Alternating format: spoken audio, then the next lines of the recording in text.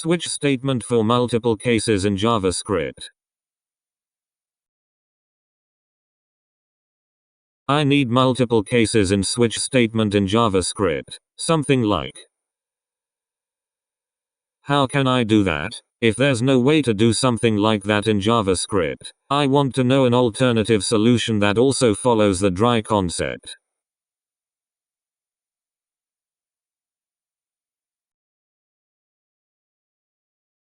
Use the fall-through feature of the switch statement. A matched case will run until a break, or the end of the switch statement, is found. So you could write it like,